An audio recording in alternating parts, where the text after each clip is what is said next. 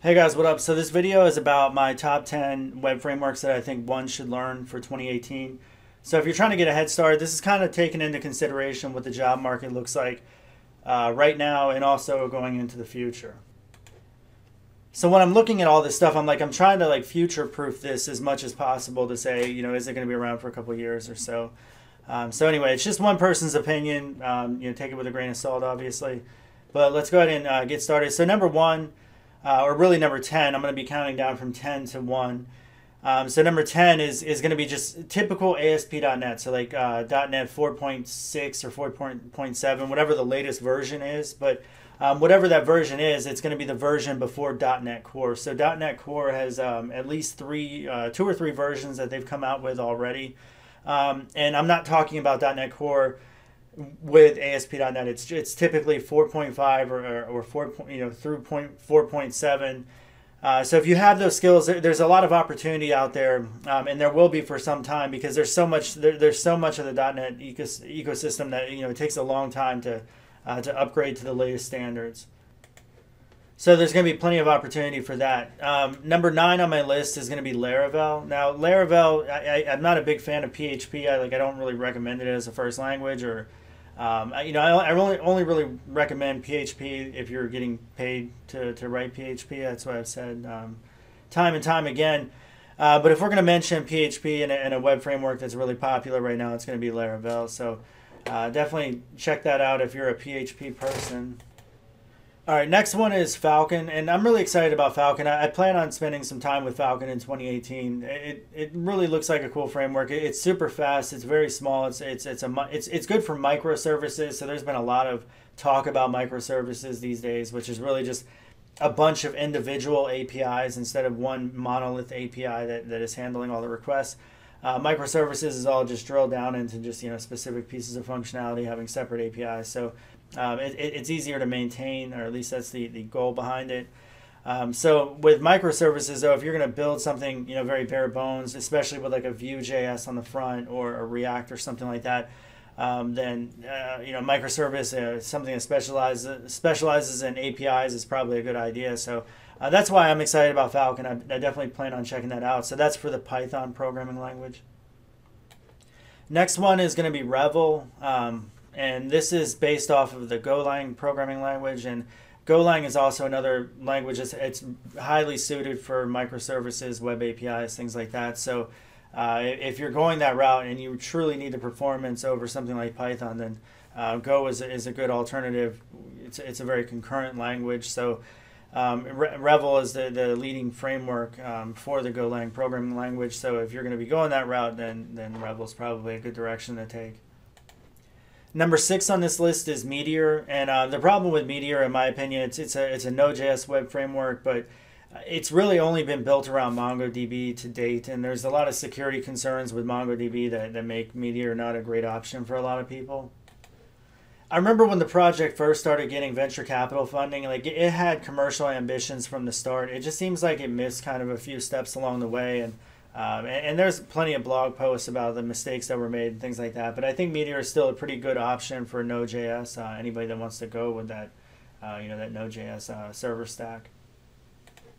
All right, number 5 is Flask. I really feel like there's a lot of opportunity with Flask. If you compare Flask to Falcon, then those two could probably be duking it out here pretty soon. But Falcon's more of an API, whereas Flask is still, it provides you templates and things like that. So with Flask, I think there's an opportunity for to even build a stack with Flask and both Falcon. All right, number 4 on this list is going to be Ruby on Rails, and the reason why Rails is still highly popular, just like Microsoft and .NET, things like that. There's going to be a lot of Rails opportunity out there for some time to come. And it's still a viable option for a lot of websites that are being created even to this day, like websites that if you need a full stack framework with authentication, things like that, then Ruby's it's still a good option. But I've never been personally, I've never been a huge Ruby guy, but from the jobs and things like that, it's still definitely a viable option, and something that I think you're pretty safe learning here for the next couple of years.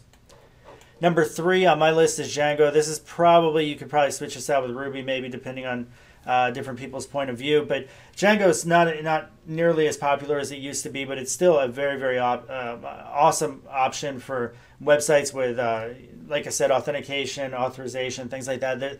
Django it provides so much out of the box that you don't have to write. It makes it so much easier for me to develop a website that, for instance, like my hipster code website, I chose Django over Node.js, even though I was writing a lot of JavaScript at that time. Like, I just felt like Django was much more mature than anything that Node.js was providing.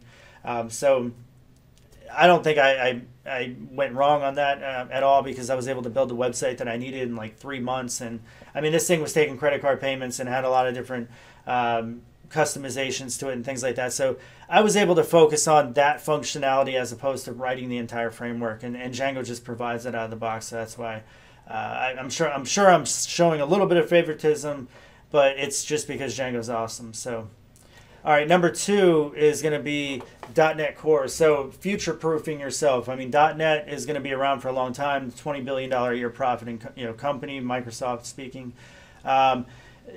This project is their future, and it's cross-platform. So it's the first time Microsoft's gone that direction really in their entire history. So they're embracing the open source and cross-platform market, and for that reason, they're going to be a major player, I think, in the future, really leading into the next 5 years or so, probably.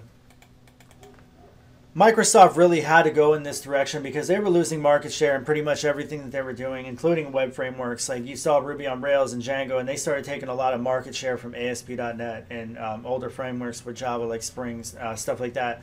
It was much cheaper, it was faster, startups liked it, it was a cooler language, it was new. But so Microsoft's kind of, they've taken a lot of steps to get to this point to where they're at right now, and I think that it's going to end up being positive for them, and probably for any C# developers that are trying to get into the mobile development and web development, or just typical console development. All right. Anyway, number 1 is going to be Express, and probably not a surprise. The reason why I say Express is because there's so many web frameworks out there that are running on Node.js, or that it can run on Node.js, and when you're looking at something that just gets the job done, like Express gets you up and running so fast with Node.js that I've seen a lot of very major websites, like from huge corporations, that are running Express.js. It's perfect for the modern client-side framework. By the way, these are all server-side stacks, so I'm sure that's probably apparent to you guys after I've listed all 10 now. This is server-side stacks. I'm not counting the client-side, what you would even call like a framework now, client-side, which is like Vue.js or Angular, React, things like that. Now, there is like this new, I would say,